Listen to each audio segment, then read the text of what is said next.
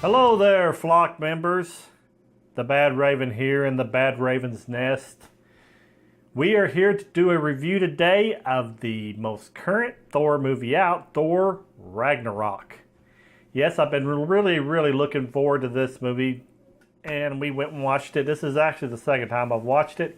I watched it last night, which was Friday of the weekend that it came out, so it would be the 3rd, I think.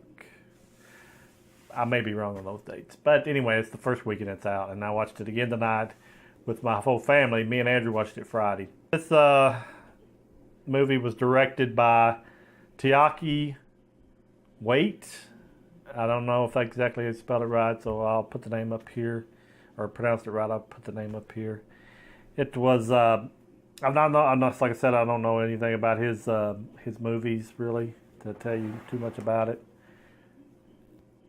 But I'll give you the stars of it right off the top. Chris Hemsworth is what? Thor, of course. And he's always been a great actor. Of course, Tom Hiddleston is Loki, and he's back for this one. And I didn't know this. This is new. I didn't know this. I couldn't tell by the makeup that she had on. Kate Blanchett was Hela, which is the sister of Thor. And that's kind of neat because I didn't think she was that character. You got Jeff Goldblum, who plays a wild, crazy character called the Grand Master.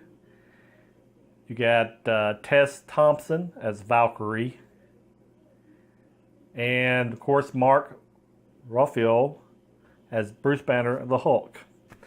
And the best actor of them all in this movie, I don't care what anybody says, is, and he's not in it very long, but he's in it. It's Anthony Hopkins as Odin. Now, this is going to be a spoiler review, people. So, if you haven't watched Thor Ragnarok, don't watch this review. I'm very torn between this movie because, on one hand, I liked it. It's a good action movie, Marvel movie at that. But there's some parts of it that I'm really kind of torn on. My son Andrew and my niece Chloe that you've seen in some of my other reviews that goes with me, they were very torn. And Andrew was really loved it. Chloe was more, she liked it, but she had a lot of problems with the way they did Thor. And I'm kind of in her camp, but I did like the movie like Andrew too. Second time I liked it a little better than the first, because the first time I felt like Chloe, where I felt like Thor was being misused. Now, let's get this straight. Now, we've had 2 Thor movies besides this, and a couple of Avenger movies with Thor in it. So, kind of know the Thor character and what they're aiming for with him. While he has comical moments, which I was telling my brother-in-law Lloyd, in the first one, he was more like he was a fish out of water, and all the comical stuff happened with him because he wasn't from this world. But he was still a very robust character as far as his lineage from his family of Odin, the son of Odin of Asgard. He was just out of place, and that's what gave him the humor, But this one, I don't know what happened with the way that they wrote him. It's like they made him more slapstick, and Chloe kind of said it best. They kind of made it like Guardians of the Galaxy. Guardians of the Galaxy movies make a lot of money. There's a lot of humor in that, more humor than most Marvel movies, which Marvel always has humor sprinkled into their action movies and their superhero movies because it helps lighten the mood sometimes, because they're pretty dark when it comes to fighting people and everything, and death and destruction. So they add this little humor that DC doesn't usually have, except for maybe Wonder Woman had a little bit of it. They put a little bit too much in this one at the beginning, and Thor suffered for it. Thor was made more silly. He was more of a silly, comical type character in it. They didn't give him like his respect in this movie. I understand that the planet he goes to after he leaves Asgard, they are not a very respectful planet. I understand, and you got the Jeff Goldblum character as the Grand Master, which is very, loosey goosey with his attitude of his planet. He runs that planet. I understand that that's not where Thor is from. They don't even know who Thor is, even though when he tells them, they don't know. And they kind of control Thor with this little thing, a device on his neck. They implant it on him, so every time he gets out of line, they electrocute him. And he is the god of thunder, the last time I checked, and with thunder comes lightning. And we see at the end of it that he's, all electric, so I don't know how he cannot overcome this. But I know I'm putting logic into a superhero movie, and some of them stay pretty close to the logic. But this one I felt like they needed him to be weak, and that's the biggest thing with me, Thor being weak. Thor is Thor. Even when he was weak in the first Thor movie, it's because he didn't have his hammer. He was pretty much stripped of everything from his father Odin to teach him a lesson. And this one, he doesn't have his hammer. He just is treated like any Joe Schmo. And he is Thor. I just didn't like that. I didn't like the way the Valkyrie character, played by Tess Thompson, just like, pretty much manhandled him, slapped him around, dragged him into the thing, throw him into the brig, and everybody just treated him like just a common slave. And I had a little problem with that. I thought Thor would be smart enough to not be able to do that. And Thor would like scream like a little girl in some parts and act very un-Thor-like, I guess you could say. So I was very disappointed in that. And I think the Valkyrie character was miscast. Not that I couldn't. She just didn't seem like somebody that had been a hardened warrior, ready to, that she's had all this bad stuff in her life and that she can be on par with Thor. You know what I'm saying? By which I know she was on par because she was cheating with the electrocution button. But it was still very disappointing. I didn't like her casting. Of course, Loki done his basic Loki stuff. The Hela character, the sister of Thor that he didn't know about, I liked her. She was overpowered, of course, but that's what she was supposed to be. And I did like the storyline, especially about halfway through the movie, through the end, when they're facing her. I did like the battles. I did like the banner and the Thor and the banner scenes at that planet. I can't think of the planet they were on.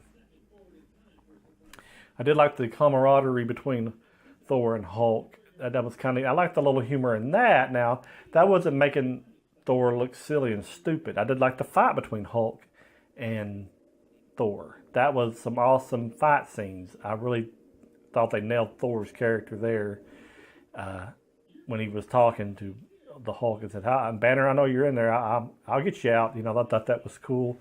I thought the way that they collided and their explosion of power was really neat. But even Hulk found out that Thor wasn't a baby, wasn't a childish little falling around on himself. He actually came back to form, and I did like those scenes. But then they shock him and you get him back to, he's like all just helpless again. And I think they overdid that. I think they overdid the humor a lot, and humor at Thor's expense, making him look like a buffoon, always like a step slower than everybody else. I didn't like it when he was every time he'd have a scene where he was think he was going to take off in the first part of the movie, he would always blow up in his face. Like he threw a ball and was going to throw it out a window and say, "Hey, this is what heroes do," and it comes back, hits him in the face, knocks him down. Always little things like that and stuff that Thor just belittled him, I thought.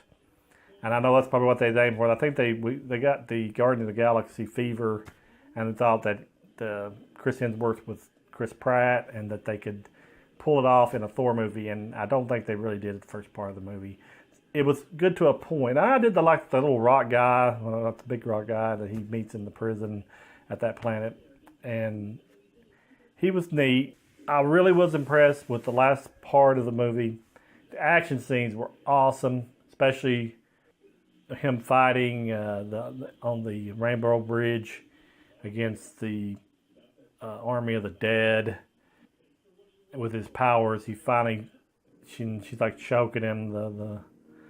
The Helena character is like choking him. Like, what are you a god of?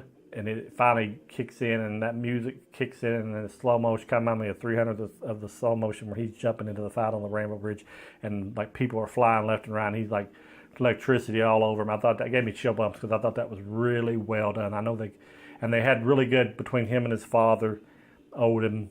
I think they did a really good job of playing that into the movie. And with Anthony Hopkins definitely ruled in this role of Odin, and I would be sorely missed. And unless he has flashbacks in the other one, if Chris Hemsworth even signs a contract to do anything past the Infinity Wars, I don't know. Maybe the last we see of him after that. Also, the after credit scenes aren't that great. The first one, at least, is at the beginning of the credits. At least had some tie-in with the Infinity, and it ain't much of a tie-in, but it's still a tie-in. And then you wait all the way to the very end of the credits, and that one's with Jeff Goldblum's character, and it's just really just a silly little thing that he does, and a little bit of and like that, and it's over. But I wouldn't even worry about staying for the last after credit scene. I think it's kind of a waste of time on that. I wanted to like it more. I mean, I liked it better the second time than I did first. First time I was really upset, just like my brother-in-law, just like my niece, of how they treated Thor. I was really upset with way too much humor in it. I just think they went overboard. But this one, the second time, I wasn't as tore up about that, I guess, because I knew it was there, and I just kind of went with it. So I'm going to give this like a 7 out of 10. I'm not saying it's horrible. I think the ending of it saved it, and I think the parts with Anthony Hopkins saved it. And Thor acting like Thor, he became, that was when he actually got to Asgard and he started kicking butt. I think that was really neat, and I like the way the story with Ragnarok, Asgard not being a place but being a people, was a really good meaning in the movie. I think they really pulled that part off. So I would recommend you go and see it, but just take it with a grain of salt that the humor and the bad language, there was a lot of bad language in it. Not a lot, but there was a lot of language in there they didn't need. No F word, thank God. But they had a lot of other cuss words that I just didn't think that they really needed to go there. Like I was saying though, watch it for yourself, see what you think. I give it a 7 out of 10. Tell me what you think. Leave it in a comment what your experience was. Did you just love it completely? Like Andrew his thing was that Thor has the right to have a comedic side, and that we shouldn't knock him for having frailties and stuff like that. And I get what he was saying, but I was just disappointed. But tell me what you think in the comments. Tell me if you what your view is on it. I would like to hear it. I wanted to say that I appreciate you watching the channel, and always remember that the Bad Raven is your friend, and we want you to keep coming back for more and more reviews. We really appreciate it. So we're going to let you go. Goodbye.